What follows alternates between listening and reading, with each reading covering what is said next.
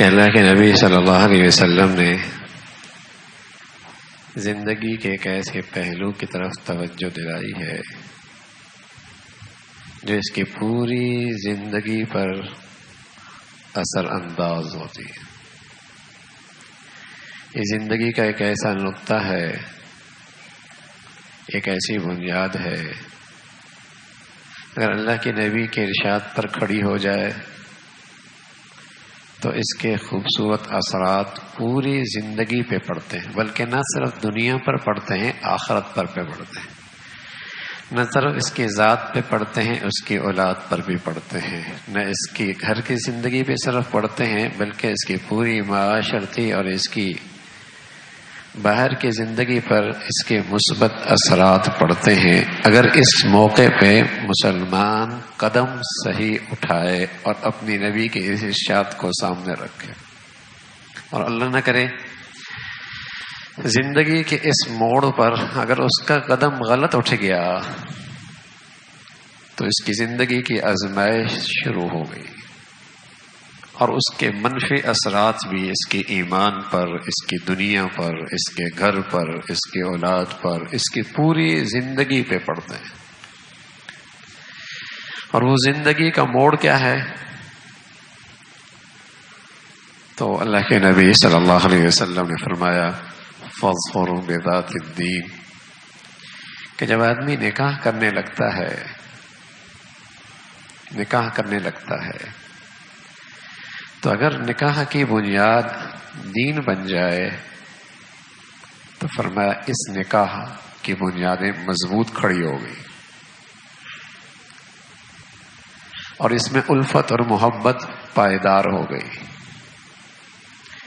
اس کی ابتدا بھی اچھی، اس کی انتہا بھی شاندار۔ فاظفروا بذات الدین، زندگی کا جب یہ موقع آتا ہے تو کچھ لوگ ہوتے ہیں شادی میں یہ دیکھتے ہیں کہ مال کتنا ہے، دولت کتنی ہے، تاکہ اس کے اخراجات نہ اٹھانے پڑے،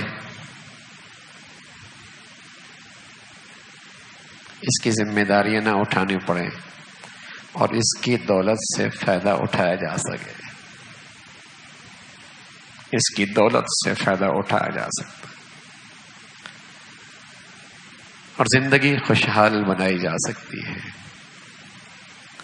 کچھ لوگ ہوتے ہیں اس موقع پہ دیکھتے ہیں حسب نسب، عہدہ، اقتدار، وزارت، اسٹیٹس، تاکہ تعلق ہو جائے گا تو عزت بڑھ جائے گی۔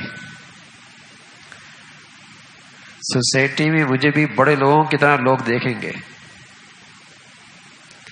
میرے اندر بھی ایک زندگی میں مضبوطی اور طاقت آ جائے گی، اختیارات بڑھ جائیں گے، میرے تعلقات میں، میرے اسٹیٹس میں، میرے حالات میں مضبوطی آ جائے گی۔ حسب نسب دیکھتے ہیں۔ کچھ لوگ کہتے ہیں حسن و جمال،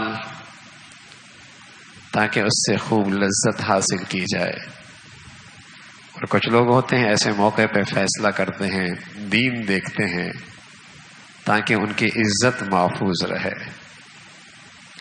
تاکہ ان کے زندگی گناہوں کے گندگیوں سے محفوظ رہے، تاکہ اگر وہ نظروں سے اوجھل ہو تو اس کی بیوی کے پاس جو اس کے زندگی کے راز ہیں، خلوتوں کی زندگی ہے، اولاد کی شکل میں دولت ہے، اس بیوی کے ہاتھ میں جو دولت اور مال اس شوہر کا ہے، اور اس کا گھر جو اس بیوی کی اس وقت ہاتھ میں ہے، یہ اس میں خیانت نہ کرے، میرے پیٹھ پیچھے بھی وہ خیانت نہ کرے، اور جب میں اسے دیکھوں تو کوئی ایسی حالت میں نہ دیکھوں جو میرے ناگوار گزرے۔ اس لیے وہ دین کو سامنے رکھتا ہے۔ کوئی دولت دیکھتا ہے، کوئی حسن و جمال دیکھتا ہے، کوئی حسب نسب دیکھتا ہے، اور کوئی دین دیکھتا ہے۔ اور ظاہر ہے جب دین ہوتا ہے، شریعت نے، اللہ کے نبی نے قدم قدم پہ ایک نصیحت فرمائی ہے کہ تمہارے زندگی کا دوست، تمہاری زندگی کا ساتھی، تمہارے سفر کا ساتھی، تمہارا اٹھنے بیٹھنے والا ایسا ہو جس میں دین ہو، جو نیک ہو۔ اور یہ تو ایک زندگی کا سب سے بڑی رفاقت ہے، اور ایسی رفاقت ہے کہ خلوتیں بھی اس سے اوجھل نہیں ہے، زندگی کے پردوں کے راز بھی اس سے اوجھل نہیں ہے، بسترے پر بھی ساتھ ہے، اولاد بھی اس کے گود میں ہے، شوہر کا مال بھی اس کے پاس ہے۔ اگر یہاں دین نہ ہوا، یہاں دین نہ ہوا، بتائیے زندگی کتنی تلخ ہو جائے گی، اس کی عزت کا کیا بنے گا؟ دیکھو نا، آج تماشا ہے دنیا میں، جنہوں نے میرے نبی کے اس ارشاد کا خیال نہ رکھا، آج ان کے اندر کی گندگی کا ڈھیر کیسے باہر آ رہا ہے، اور کیسے ساری دنیا ان کے گندگیوں کے تذکرے سن رہی ہے۔ گند ہی گند ہے، غلاظت ہی غلاظت ہے۔ اللہ کے نبی نے، کیونکہ اس کے پاس خلوت ہے، اس کے پاس تنہائی ہے، اس کے پاس اس کی اولاد ہے، اس کے پاس اس کا مال ہے، اس کے پاس اس کا گھر ہے، اور اس کی اولاد کا مستقبل بھی اس کے پاس ہے۔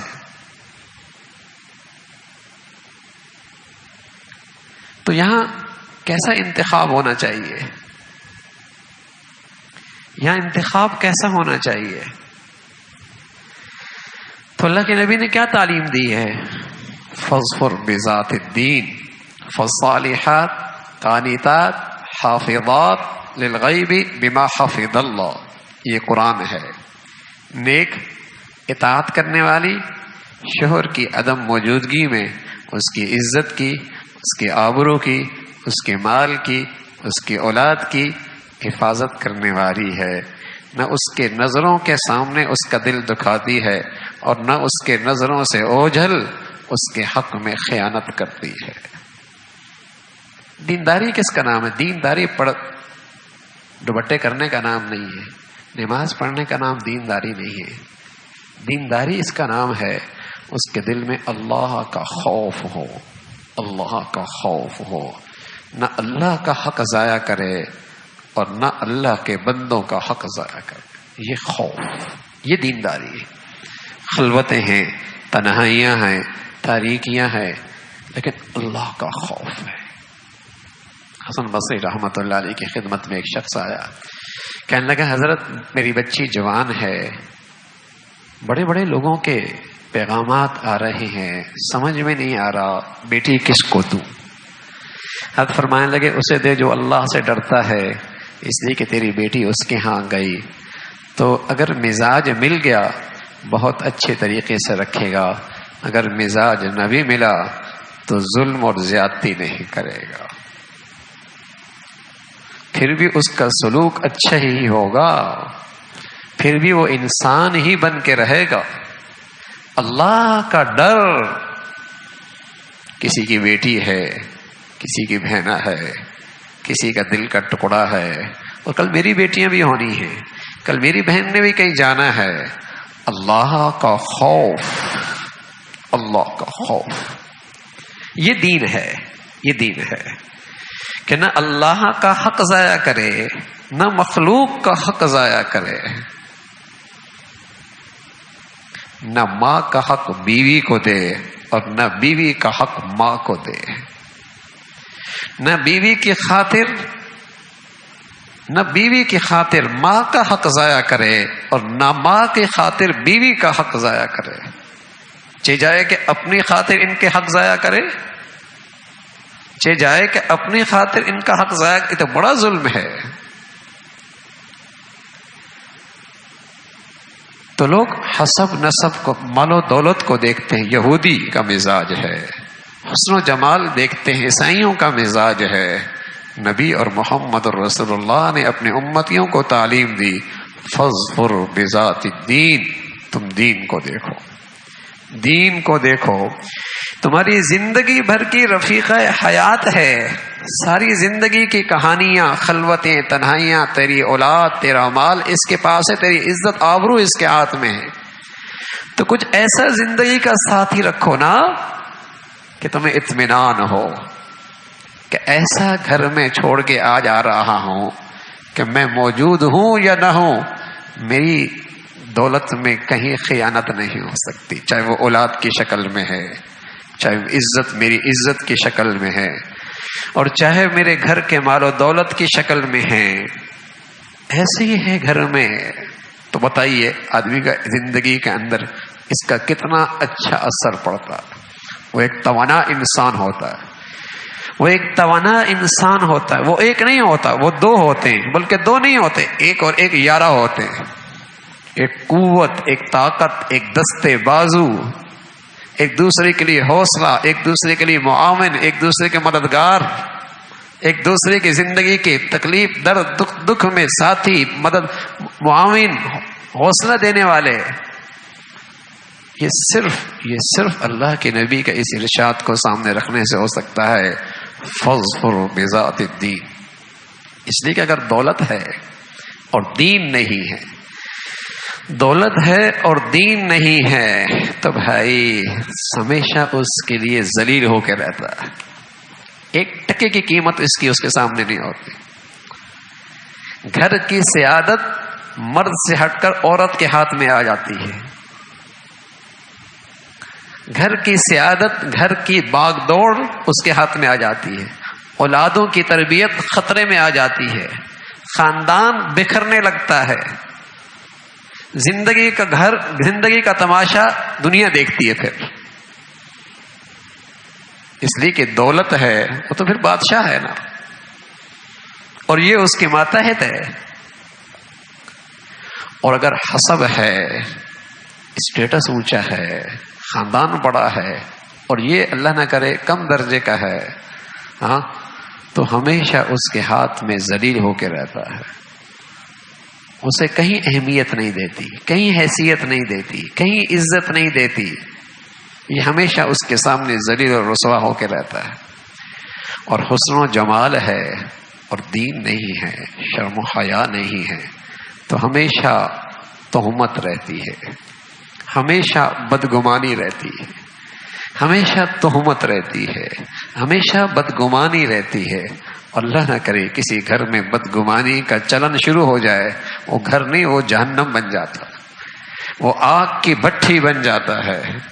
وہ جیتی جی آدمی مرا ہوا ہوتا ہے. جس گھر میں بدگمانی آ جائے وہ اس کے کردار پر مطمئن نہیں، اور یہ اس کے کردار پر مطمئن نہیں، وہ شخص جیتے جی مر جاتا ہے.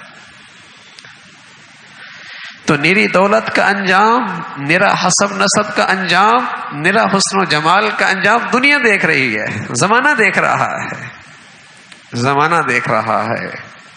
اور اگر دین ہے، سبحان اللہ. اور یہ مطلب نہیں اللہ کے نبی کا ارشاد کہ اگر دین ہے تو تلاش کرو بہت ہی کوئی کالی سیاہ ہو، اور تلاش کرو کوئی بہت ہی مسکین ہو، اور دیکھو کوئی بہت ہی باندی قسم کی ہو. یہ مطلب نہیں ہے.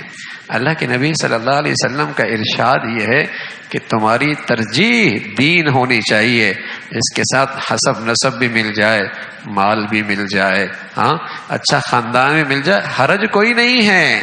لیکن تمہاری زندگی کی ترجیح دولت نہیں ہونی چاہیے، اسٹیٹس نہیں ہونا چاہیے، حسن و جمال نہیں ہونا چاہیے. تمہاری زندگی کی ترجیح اس راستے کی وہ دین ہونا چاہیے. تمہاری زندگی کی ترجیح یہ ہو. رسول اللہ صلی اللہ علیہ وسلم فرمایا کرتے تھے الدنیا متاع وخیر المتاع المرأة الصالحہ. دنیا سے آدمی فائدہ اٹھاتا ہے، اور اس دنیا کے سفر میں فائدہ اٹھانے کے سب سے قیمتی چیز نیک صالح عورت ہے. یہ زندگی کے سفر میں بڑے کام آتی ہے. تیرے بچوں کی تربیت کرے گی، تیری عزت کی حفاظت کرے گی، تیرے نام کو عزت بڑھائے گی. جہاں تو جائے گا تیرا پیچھے اچھے تذکرے کرے گی، تیرے اولاد میں تیری عظمت محبت بٹھا دے گی.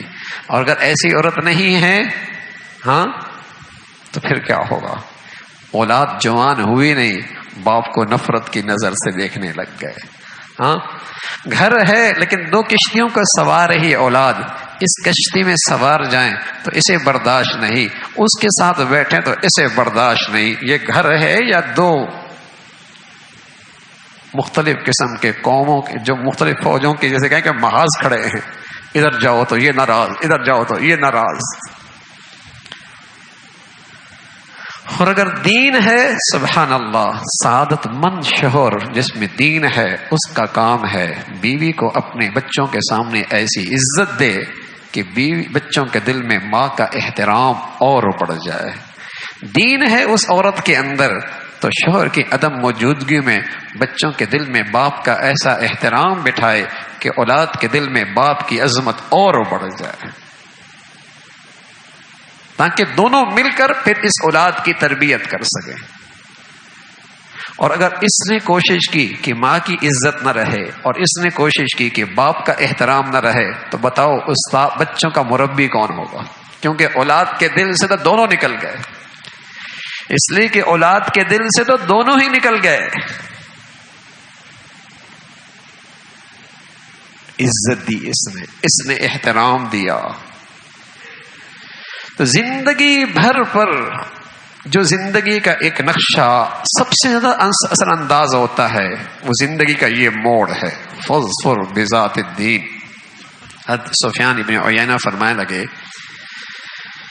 حضرت یحییٰ بن یحییٰ فرمانے لگے کہ میں سفیان ابن عیینہ کی خدمت میں بیٹھا ہوا تھا، اتنے میں ایک شخص آیا، کہنے لگا یا ابا محمد، اے ابو محمد، اپنی عورت کے بارے میں شکایت کرنے لگا، پریشان نظر آیا اور کہنے لگا انا اذل الاشیاء عندها، ایسا لگتا ہے دنیا میں سب سے گھٹیا انسان اس کی نظروں میں میں ہی ہوں، واحقرها، اور اس کی نظر میں مجھ سے زیادہ حقیر کوئی نہیں ہے، اس کا برتاؤ میرے ساتھ ایسا ہے ایسا ہے. حضرت سفیان ابن عیینہ نظریں جھکائے ہوئے سر اٹھایا اور پھر فرمایا لعلک رغبت الیہا لتزداد بذلک عزا، لگتا ہے تو نے اس سے شادی اس لیے کی کہ تیری عزت بڑھ جائے. فقال نعم، اس نے کہا ہاں، پہلو تو میرے سامنے یہی تھا کہ رشتہ ہو جائے گا، عزت بڑھ جائے گی. تو فرمایا کہ من ذهب الى العز ابتلي بالذل، جو بھی نکاح سے عزت تلاش کرے گا کہ اس خاندان میں اس عورت سے شادی کرنے سے عزت مل جائے، اللہ ذلیل و رسوا کر دے گا. اور جو اس سے مقصود دولت بنائے گا اللہ اسے فقیر بنا دے گا. ہاں وہ بھی گئی، دولت بھی گئی، رسوا کر کے چلی گئی، گھر سے بھاگ گئی، کچھ نہیں ملا، ٹکے کا نہیں چھوڑا اسے. اور جس نے مقصود دین بنایا، سبحان اللہ، فرمایا اسے عزت بھی ملے گی، مال بھی ملے گا، دین بھی ملے گا. دین کے ساتھ عزت بھی ہے، مال بھی ہے. اللہ نے کہا ہے، اللہ نے کہا وَأَنكِحُوا الْأَيَامَ مِنكُمْ وَالصَّالِحِينَ مِنْ عِبَادِكُمْ وَإِمَائِكُمْ إِنْ يَكُونُوا فُقَرَاءَ يُغْنِهِمُ اللَّهُ مِنْ فَضْلِهِ. نکاح کی برکت سے اللہ تمہیں اپنی فضل سے غنی کر دے گا. نکاح کی برکت سے اللہ تمہیں اپنے فضل سے غنی کر دے گا. اور پھر سفیان ابن عیینہ اپنا واقعہ سنانے لگے. ہم 4 بھائی تھے، میرے ایک بھائی کا نام محمد، ایک کا نام عمران، ایک کا نام ابراہیم، میرا نام محمد. میں سب سے بڑا تھا اور ایک میں تھا. سب سے بڑا میرا محمد تھا، عمران سب سے چھوٹا تھا، میں درمیانہ تھا. محمد نے چاہا کہ شادی کروں تو اس نے حسب کو دیکھا، فتزوجا، تو اس نے شادی کر لی ایسے تھے جن کا حسب خاندان بہت اونچا تھا. فابتلاہ اللہ بالذل، اللہ نے اسے ذلیل و رسوا کر دی. عمران نے رغبت کی دولت میں شادی ہو گئی، مال مل جائے، زندگی کا معیار بڑھ جائے، میری ضروریات آسانی سے پوری ہو جائیں، اس کا بوجھ نہ اٹھانے پڑے. اللہ نے اسے فقر میں مبتلا کر دیا.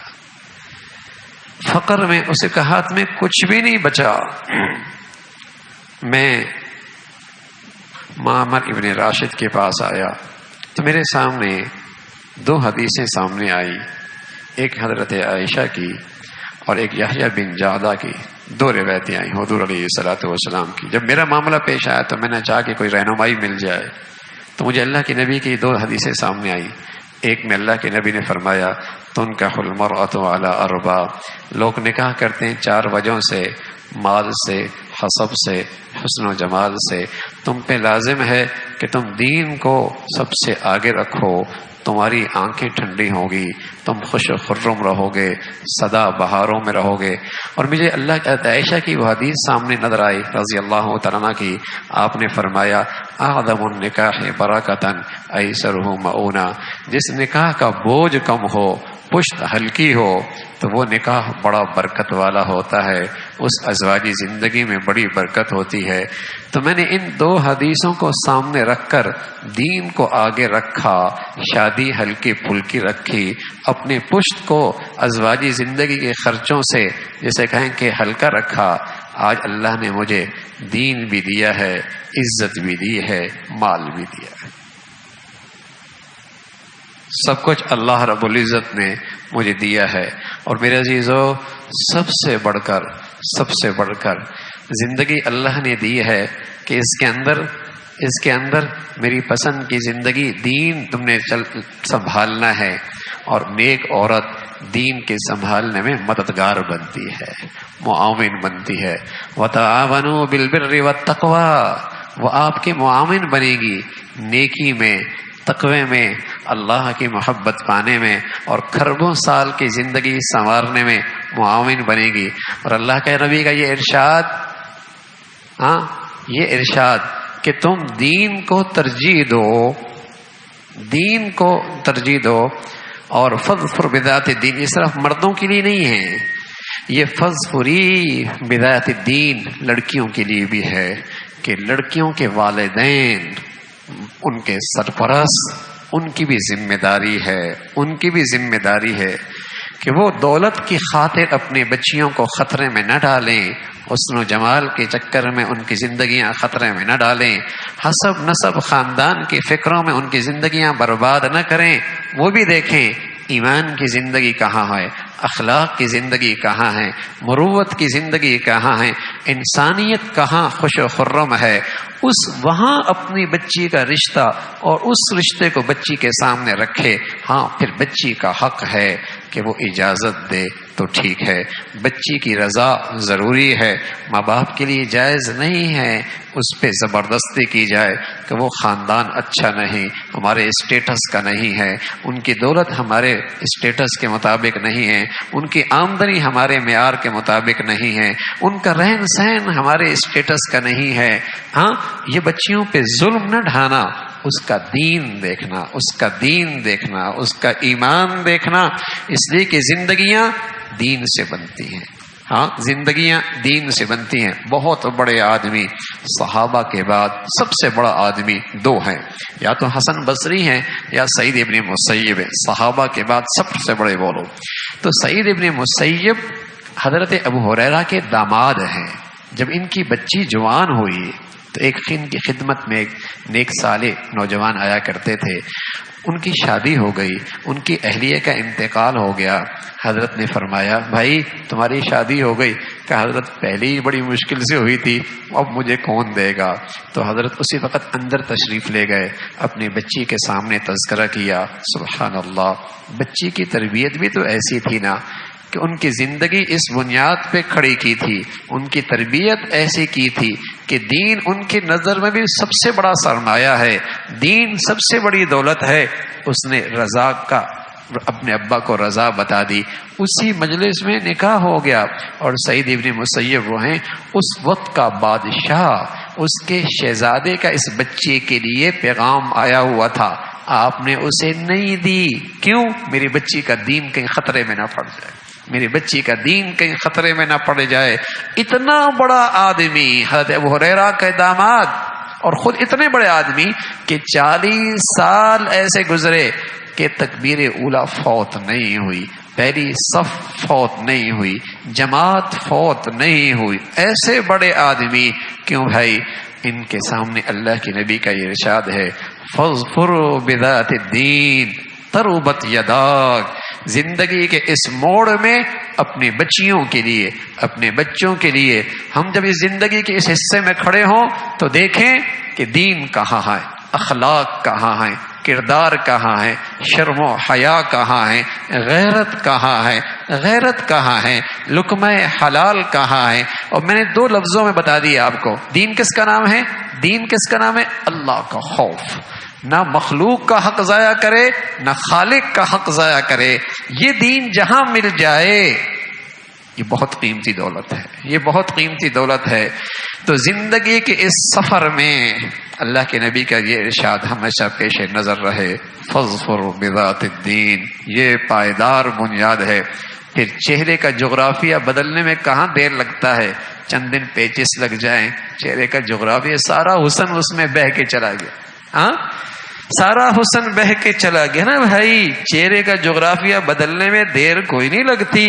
پیسہ آج اس کے ہاتھ میں ہے، میل ہے کل دوسرے کے ہاتھ میں چلی گئی. ہاں جو عمر بڑھتی چلی گئی یہ ساری چیزیں جاتی رہیں. اور سبحان اللہ دین ہے، اخلاق ہے. جو عمر بڑھتی چلی جاتی ہے اس کے بچوں کے لیے یہ عورت اور قیمتی بنتی چلی جاتی ہے. جو دین بڑھتا چلا جاتا ہے، عمر بڑھتی چلی جاتی ہے، اس کے اندر وفا، اس کے اندر وفا، اس کے اندر وفا اور بڑھتی چلی جاتی ہے.